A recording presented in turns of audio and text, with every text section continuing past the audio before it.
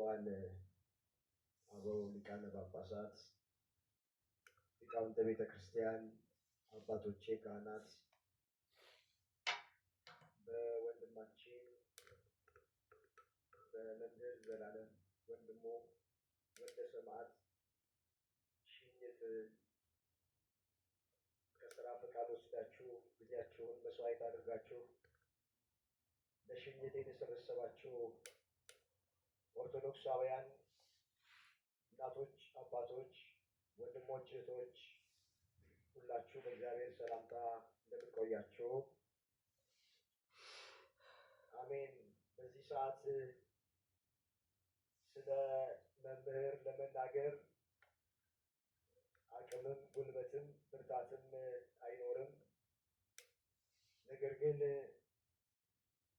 ሰሞኑን ሁሉ እረፍቱን ከሰማንበት ቀን ጀምሮ ብዙዎቻችሁ ሀዘናችሁን እየገለጣችሁ ስለሆነ ልክ ከቤታችሁ አንድ ሰው እንደሞተ አድርጋችሁ እያዘናችሁ እንዳለ ስለምናውቅ ትንሽ እኔን ያጽናናኝ ዘላለም መንፈስ እናንተንም እንዲያጽናናችሁ ስለፈለኩ ትንሽ ቃል ለመናገር ፈልጌ ነው። ከባድ ነው በዚህ ቀን ለመናገር። እንግዲህ ዘላለም በቤታችን እንደ አባት የምናከብረው እንደ ወንድም ደግሞ የምንወደው ፈሪሃ እግዚአብሔርን እያስተማረ ኮትኩቶ ያሳደገን፣ ትህትናን ያስተማረን፣ ደግነትን ቅንነትን ያስተማረን፣ ለራስ መኖር ሳይሆን ለሌላ ሰው መኖርን ያስተማረን፣ በጣም ትሁት በጣም የተለየ ወንድማችን ዘላለም የማየ ልጅ ብቻ አይደለም። ዘላለም የሁላችንም ልጅ ነው። የቤተ ክርስቲያን ልጅ ነው ዘላለም። አዎ በዘላለም ሕይወቱ ያልተቀየረ ሰው የለም። በዘላለም በሃይማኖት የበረታ ሞልቷል። ብዙ ነገር ከዘላለም አግኝተናል። በሀገር ውስጥም በሀገር ውጭም ያለ ብዙዎቻችሁ እየደወላችሁ ምስክርነት ስትሰጡኝ እንደነበረ በወንድማችን በወልደ ሰማዕት ብዙ በርካታ ነገሮችን አግኝተናል። እንግዲህ ሲሰብከው የነበረውን ሲናገረው የነበረውን በሱ ዕጣ ደርሶበት ዘመን ገጥሞት ተጠርቶ ወደ አምላኩ ወደ እግዚአብሔር ሄዷል።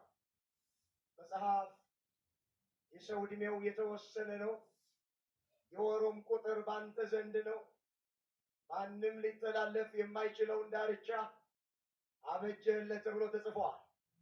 ይህን ጥቅስ ወንድሜ መምህር ዘላለም በሐዘን ቤት ሁሉ የሚናገረው ቃል ነው። አዎ ዕድሜያችን የተወሰነ ነው። በገንዘብ ዕድሜ መጨመር አንችልም። በገንዘብ ዕድሜ መጨመር ቢቻል ኖሮ ለዘላለም ዕድሜ መጨመርንለት ነበረ። በእውቀት ዕድሜ መጨመር አንችልም። በእውቀት ዕድሜ መጨመር ቢቻል ኖሮ ለዘልዬ ዕድሜ መጨመርንለት ነበረ። በስልጣን ዕድሜ መጨመር አይቻልም።